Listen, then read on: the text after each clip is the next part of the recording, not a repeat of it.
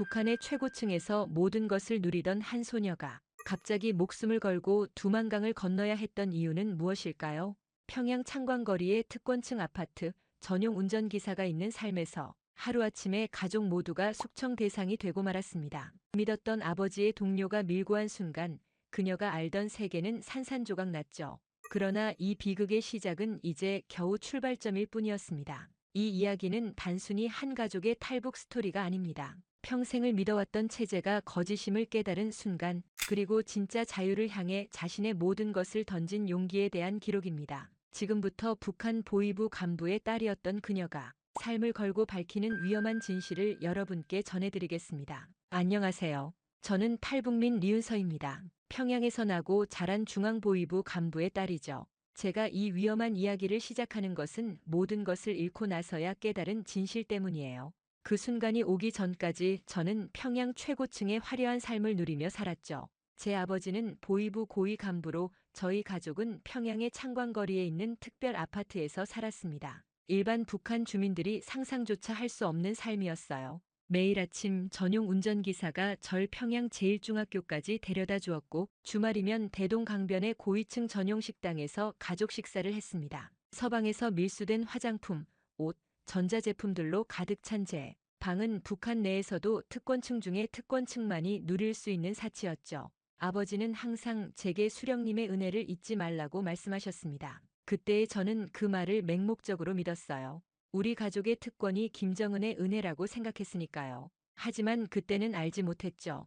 은혜라는 건 한순간에 무너질 수 있는 모래성과도 같다는 사실을 말입니다. 모든 것이 바뀐 건 제가 19살 되던 해 겨울이었습니다. 그날따라 유난히 아버지의 표정이 어두웠어요. 마치 영혼이 빠져나간 듯한 모습으로 들어오셨죠. 무슨 일이 있는지 물었지만 아버지는 대답 대신 침묵만 흘렸습니다. 그리고 그날 밤 부모님의 방에서 속삭이는 대화가 들렸어요. 아버지가 내부 감찰 대상이 되었다는 것과 오중움이라는 동료가 아버지를 밀고 했다는 내용이었습니다. 오중움은 아버지와 같은 부서에서 일하는 동료였습니다. 두 사람은 서로를 형제처럼 의지하며 지냈었죠. 저도 자주 봤던 삼촌 같은 분이었는데 믿을 수가 없었습니다. 다음 날부터 우리 집 분위기는 180도 바뀌었어요. 전화벨이 울릴 때마다 어머니는 흠칫 놀라셨고 아버지는 밤마다 서류를 태우셨습니다. 창문 밖으로는 24시간 감시하는 듯한 검은 승용차가 보였죠. 저는 이런 상황이 처음이라 무서웠지만 아무것도 물어볼 수 없었습니다.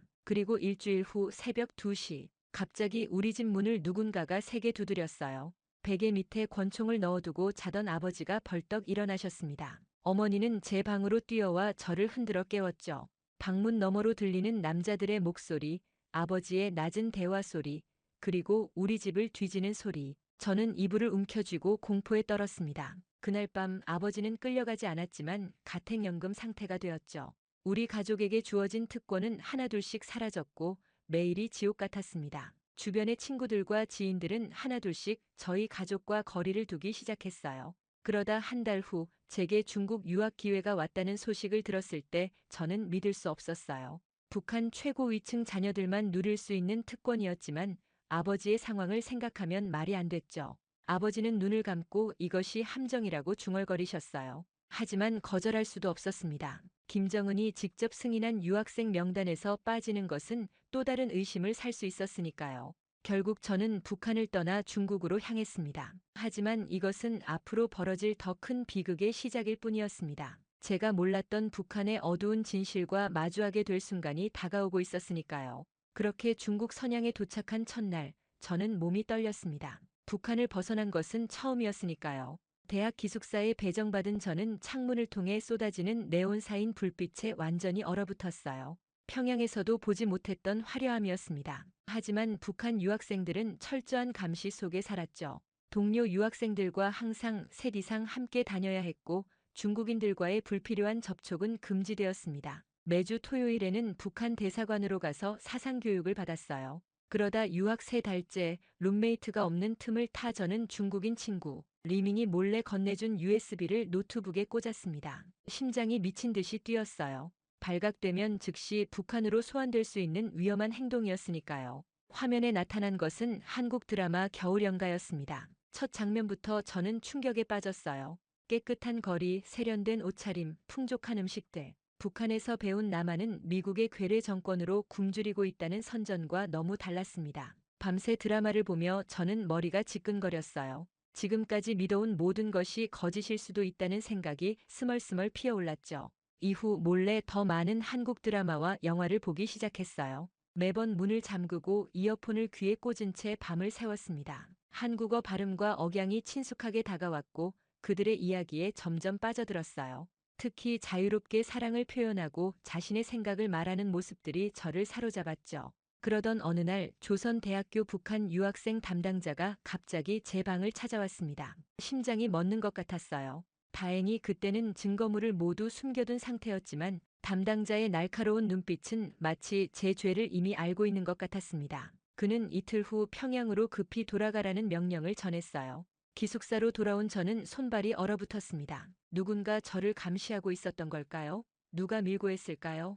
공포에 질린 저는 창문 밖을 내다봤어요. 북한 대사관 차량으로 보이는 검은 세단이 건물 앞에 서 있었죠. 도망칠 수도 없었습니다. 평양으로 돌아가는 비행기 안에서 저는 땀을 흘리며 온갖 최악의 상황을 상상했어요.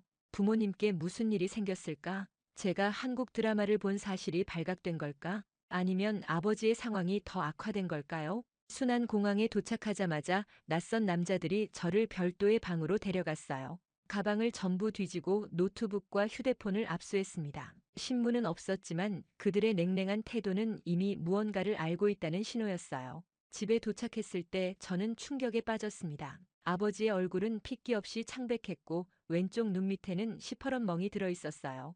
어머니는 마치 영혼이 빠져나간 듯 멍하니 앉아 계셨죠. 집안은 완전히. 그날 밤 아버지는 서재로 저를 조용히 불렀습니다. 평소에는 엄격하고 위험 있던 아버지의 몸이 떨리고 있었어요. 눈가에 멍 자국이 더 진해진 것 같았죠. 아버지는 문을 조심스럽게 닫고 창문 커튼을 완전히 내린 후에야 입을 열었습니다. 고문 후 돌아온 아버지의 모습은 전혀 다른 사람 같았어요. 한 달 만에 살이 빠져 뼈만 남은 얼굴, 그리고 눈에서는 생기가 완전히 사라졌습니다. 아버지는 매우 낮은 목소리로 저에게 충격적인 고백을 했어요. 제가 중국에서 본 한국 드라마가 전부 보위부에 보고되었다는 것이죠. 중국 유학생 사이에 심어둔 정보원이 저의 모든 행동을 감시하고 있었던 겁니다. 아버지는 이미 숙청 대상자 명단에 올라 있었고 제가 한국 문화에 물들었다는 혐의까지 더해져 최악의 상황이 되었어요. 아버지는 중앙보위부에서 열흘 동안 고문을 당했다고 했습니다. 그리고 가장 충격적인 말을 덧붙였죠. 저를 체포에 데려오지 않으면 가족 모두가 정치범 수용소로 보내질 거라고요. 아버지의 손이 제 손을 덜덜 떨며 붙잡았습니다. 이 순간 저는 평생 처음으로 아버지의 완전한 무력감을 목격했어요. 평소 북한 체제에 충성하던 아버지가 이제는 살아남기 위해 처절한 결단을 내려야 하는 상황이 되었죠. 거실에는 라디오가 크게 틀어져 있었습니다. 도청을 피하기 위한 조치였어요. 어머니는 아무 표정 없이 옷을 정리하고 계셨지만 그 손길은 분주했죠. 저는 그제서야 어머니가 무엇을 하고 계셨는지 알아차렸습니다. 짐을 꾸리고 계셨어요. 아버지는 술에 취한 척하며 감시자들이 들을 수 있게 큰 소리로 애국가를 불렀습니다. 그리고 제 귀에 속삭였어요. 내일 아침 일찍 통제구역 근무를 핑계로 집을 나서자고요. 그곳에서 국경으로 향할 것이라고 했죠. 탈북이 아니면 죽음뿐인 상황, 가족의 운명을 건 위험한 선택이 시작되었습니다. 그날 밤 저는 잠을 이루지 못했어요. 머릿속으로 수많은 생각이 스쳐 지나갔습니다. 제가 본 한국 드라마들, 그곳의 자유로운 삶, 그리고 지금까지 북한에서 믿어온 모든 것들이 거짓이라는 사실에 대한 혼란이 밀려왔죠. 창문 밖으로는 가로등 불빛 아래 검은 차 한 대가 여전히 우리 집을 감시하고 있었어요. 새벽 4시 어머니는 제게 두꺼운 옷을 여러 겹 입히셨습니다. 겉으로 보이지 않게 돈과 귀중품을 옷 안쪽에 숨겼어요. 아버지는 평소처럼 제복을 입고 총을 챙겼습니다. 가족 사진 한 장을 주머니에 넣는 아버지의 손이 떨리고 있었어요. 어머니는 저를 꼭 안아주셨습니다. 눈물 한 방울 흘리지 않으셨지만 그 포옹에는 평생의 사랑과 두려움이 담겨 있었어요. 잠시 후 아버지가 문을 열었고 우리는 마치 일상적인 아침처럼 집을 나섰습니다. 하지만 가슴은 터질 듯이 뛰고 있었죠.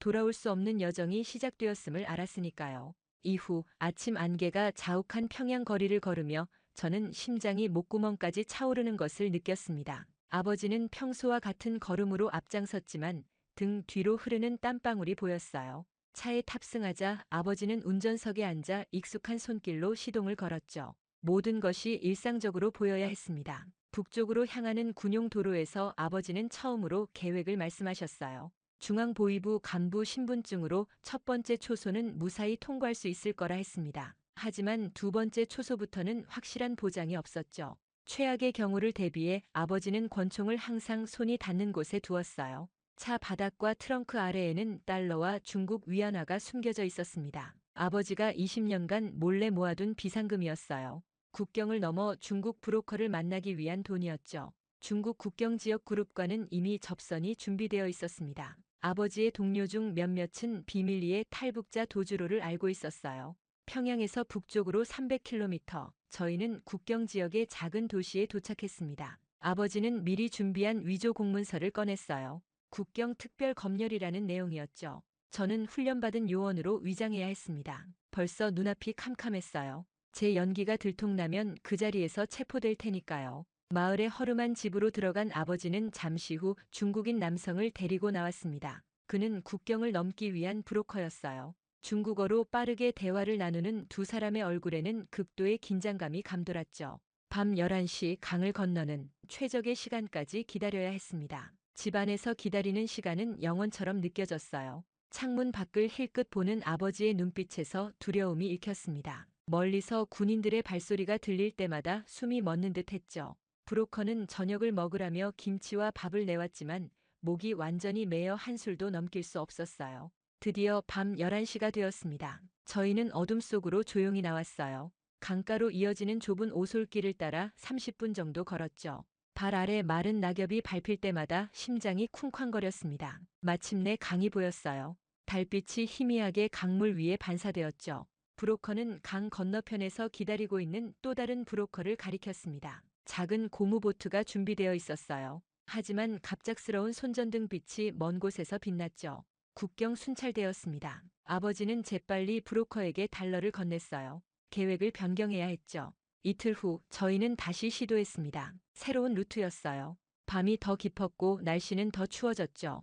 이번에는 물살이 비교적 잔잔한 강 하류를 건너기로 했습니다. 아버지는 제게 방수 가방을 건네주었어요. 속에는 신분증과 돈, 그리고 가족 사진 한 장이 있었죠. 만약 강을 건너다 문제가 생기면 저 혼자라도 건너야 한다는 아버지의 말씀에 눈물이 왈칵 쏟아졌습니다. 아버지는 제 어깨를 꽉 잡고 강한 눈빛으로 저를 바라보았어요. 평생 처음 보는 결연한 표정이었죠.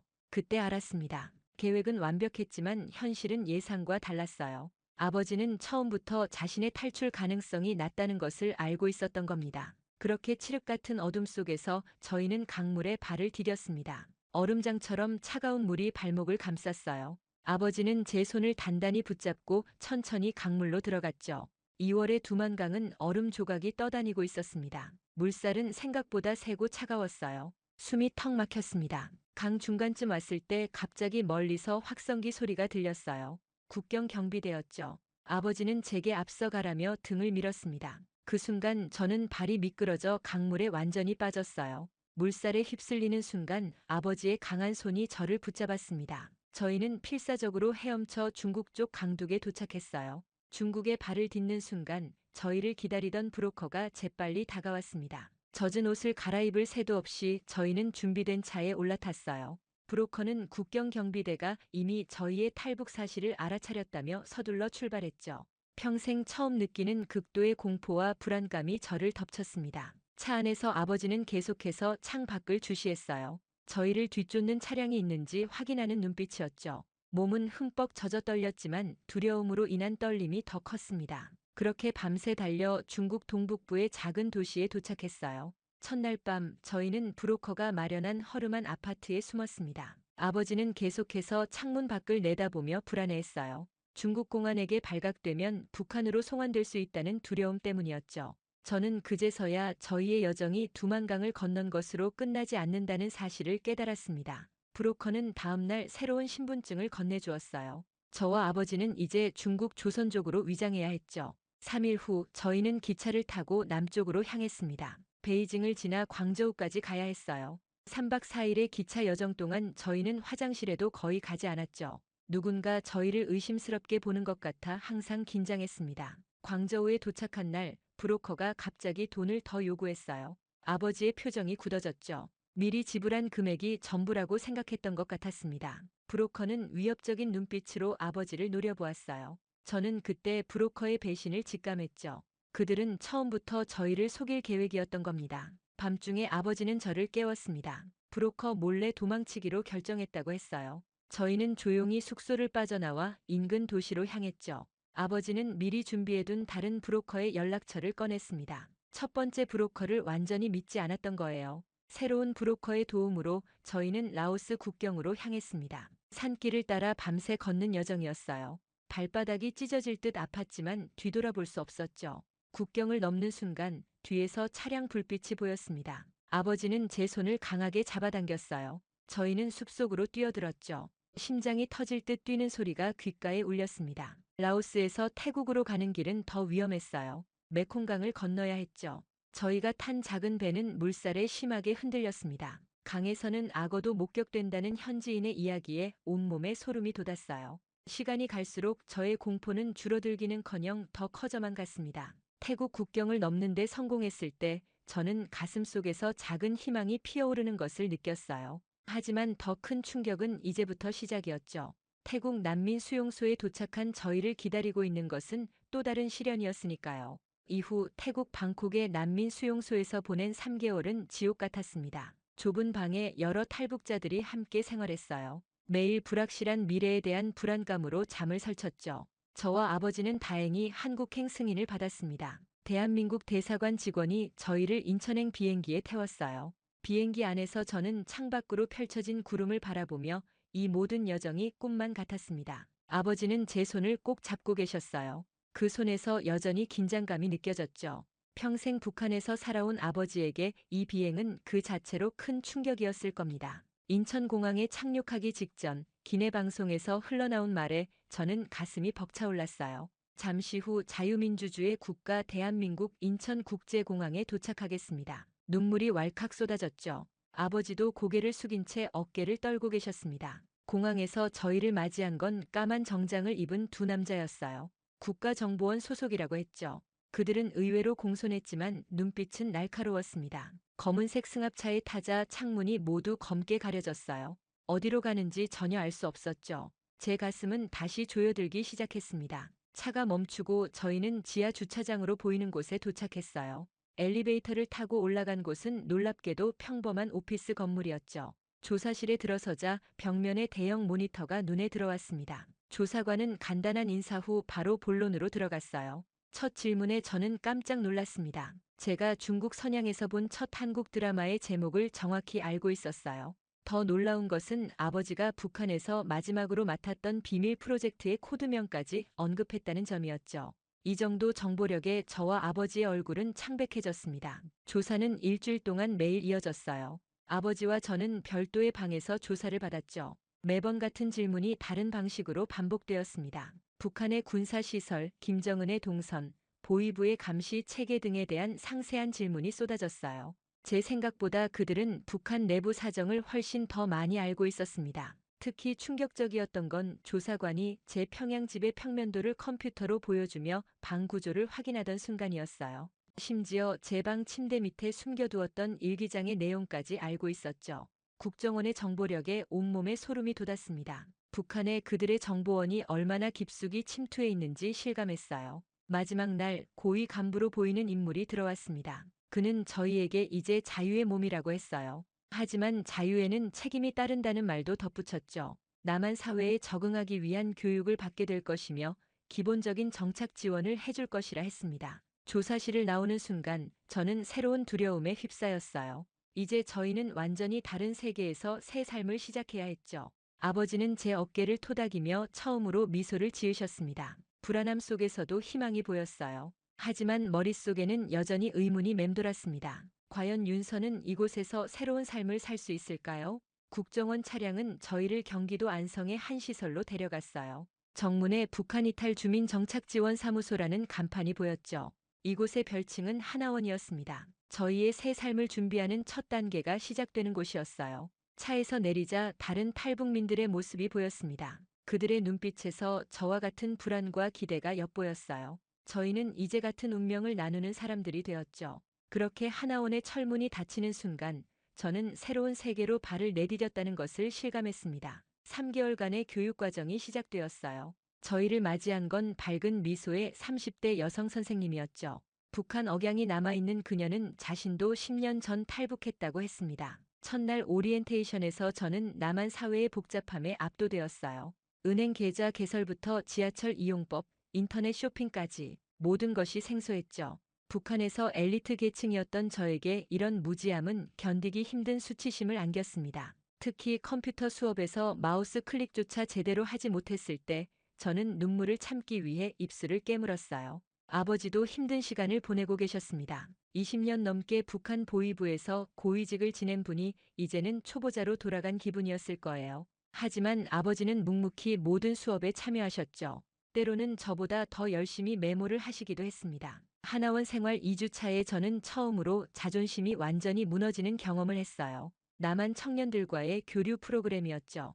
대화 중에 한 대학생이 촉새라는 말을 썼습니다. 제가 북한에서 알던 의미로 받아들여 크게 화를 냈어요. 하지만 그건 남한에서는 전혀 다른 의미였죠. 모두가 어색한 침묵 속에 저를 바라보았습니다. 그 순간 저는 언어의 장벽이 생각보다 훨씬 크다는 것을 깨달았어요. 가장 어려웠던 수업은 자본주의 경제 이해였습니다. 주식, 이자, 대출, 신용카드 같은 개념들이 너무 낯설었어요. 북한에서는 상상조차 할 수 없는 경제 시스템이었죠. 선생님이 보여준 마트 영상에서 진열된 수백 가지 과자를 보고 저는 혼란스러웠습니다. 어떻게 이렇게 많은 선택지 속에서 결정을 내릴 수 있을까 하는 의문이 들었어요. 하나원에서 가장 감동적인 순간은 처음으로 인터넷을 통해 세계 뉴스를 자유롭게 검색했을 때였습니다. 북한에서 평생 들어왔던 선전과 완전히 다른 정보들이 눈앞에 펼쳐졌어요. 특히 북한의 실제 경제 상황과 인권 문제에 관한 기사들을 읽으며 저는 억눌린 분노와 슬픔을 느꼈죠.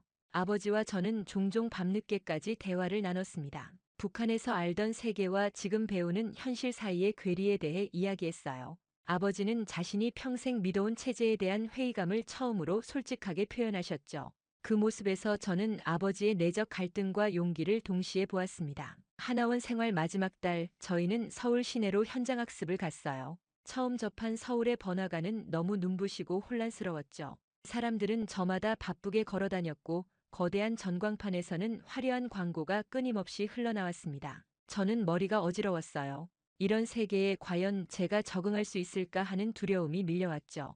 졸업을 일주일 앞두고 심리 상담사는 저에게 물었습니다. 남한에서 이루고 싶은 꿈이 무엇이냐고요. 순간 말문이 막혔습니다. 북한에서는 꿈이라는 개념 자체가 달랐어요. 모든 것이 국가와 수령을 위한 것이었죠. 하지만 이제는 제 선택으로 자유롭게 꿈을 꿀 수 있다는 사실이 저를 압도했습니다. 그렇게 하나원을 졸업한 뒤 서울 외곽의 작은 아파트로 이사한 첫날, 저는 창문을 열고 새로운 풍경을 바라보았습니다. 하나원이라는 보호막을 벗어나 진짜 남한 사회에 던져진 느낌이었어요. 아버지는 취업 지원 프로그램에 등록하셨고 저는 대학 특례 입학을 준비하기 시작했죠. 서울대학교 면접장에 들어서는 순간 저는 심장이 터질 듯 했습니다. 북한 출신이라는 사실이 면접관들의 눈에 어떻게 비칠지 두려웠어요. 질문들이 쏟아졌고 저는 최선을 다해 대답했죠. 2주 후 합격 통지서를 받았을 때 저는 믿기지 않았습니다. 대학 첫 수업날 저는 강의실 맨 뒷자리에 앉았어요. 아무와도 눈을 마주치지 않으려 했죠. 북한 억양이 들키면 어떻게 될지 두려웠습니다. 점심시간에는 혼자 구석에 앉아 도시락을 먹었어요. 이런 고립감은 한 달 넘게 계속되었죠. 그러던 어느 날 조별과제에서 민준이라는 학생과 같은 조가 되었습니다. 처음에는 무척 어색했어요. 하지만 민준은 제 어색한 말투나 행동에 아무런 편견을 보이지 않았죠.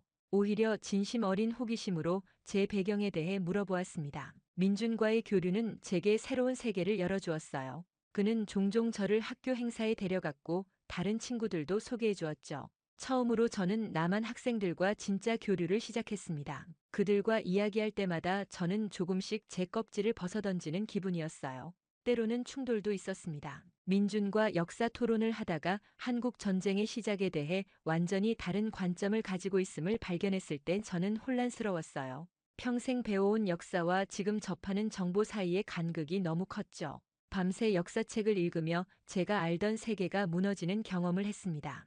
아버지와 저는 자주 정체성에 대해 고민했어요. 우리는 북한 사람인가, 남한 사람인가, 아니면 그저 한국인인가? 이런 혼란 속에서도 일상은 계속되었죠. 아버지는 보안 관련 회사에 취업하셨고, 저는 학업에 몰두했습니다. 민주는 제게 남북 분단의 아픔에 관심을 가진 동아리를 소개해 주었어요. 처음으로 저는 제 경험이 의미 있게 쓰일 수 있다고 느꼈죠. 동아리 활동을 통해 저는 분단의 역사를 새롭게 이해하기 시작했습니다. 민준 덕분에 윤서는 자신이 누구인지 조금씩 알아가기 시작했어요. 그러다 동아리 활동 중에 저는 국방부 유해 발굴 감식단의 특별 강연을 듣게 되었습니다. 한국 전쟁 당시 전사한 군인들의 유해를 발굴하고 신원을 확인하는 작업이었어요. 발표가 끝난 후 저는 이상한 직감에 사로잡혔죠. 할아버지의 남동생이 전쟁 중에 북한군으로 참전했다가 연락이 끊겼다는 이야기가 떠올랐습니다. 용기를 내어 담당자에게 작은 할아버지의 이름을 알려드렸어요.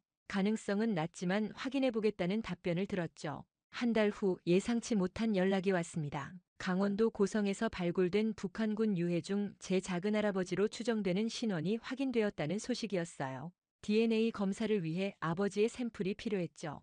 결과는 충격적이었습니다. 99.8%의 확률로 제 작은 할아버지의 유해가 맞았어요. 아버지는 그 소식을 듣고 한동안 말을 잇지 못하셨죠. 북한에서는 작은 할아버지가 미군에 의해 잔인하게 살해됐다고 배웠는데 실제로는 국군과의 교전 중 전사했다는 사실이 밝혀진 겁니다. 유해 봉환식 날 저는 처음으로 남북분단의 비극을 온몸으로 느꼈어요. 북한군이었던 작은 할아버지의 유해가 대한민국 현충원에 안장되는 모습을 보며 눈물이 흘렀습니다. 민준과 동아리 친구들도 함께 자리했죠. 그들은 제 가족의 아픔을 자신의 일처럼 함께 나눠주었어요. 작은 할아버지의 유해 앞에서 아버지는 오랜 시간 무릎을 꿇고 앉아 계셨습니다. 북한에서는 감히 꺼낼 수 없었던 가족사를 이제야 제대로 마주하는 순간이었어요. 저는 그제서야 아버지가 평생 가슴에 품어온 상처를 보았죠. 분단의 비극이 한 가족에게 얼마나 깊은 상처를 남겼는지 실감했습니다. 그날 이후 저는 북한에서의 기억과 남한에서의 경험을 조금씩 통합해 나갔어요. 더 이상 두 세계 사이에서 분열된 존재가 아니라 분단의 아픔을 품은 온전한 한 사람으로 서기 시작했죠. 대학에서 북한학을 전공하기로 결심했습니다. 남북 관계를 연구하고 언젠가 통일 과정에 기여하고 싶었어요. 졸업 후 저는 통일부 산하기관에서 일하게 되었습니다. 탈북민 정착 지원 프로그램에서 상담사로 활동하며 제 경험을 나누기 시작했어요. 아버지는 탈북민 인권단체에서 자원봉사를 하셨죠. 우리의 고통스러운 여정이 다른 이들에게 작은 희망이 되길 바랐습니다. 윤서의 여정은 아직 끝나지 않았어요. 진정한 통일을 향한 그녀의 새로운 여정이 이제 막 시작되었기 때문입니다. 북과 남 두 세계를 모두 경험한 사람으로서 저는 언젠가 다시 평양의 거리를 자유롭게 걸을 수 있는 날을 꿈꿉니다. 그날이 올 때까지 저는 오늘도 제가 할 수 있는 작은 걸음을 내딛고 있습니다.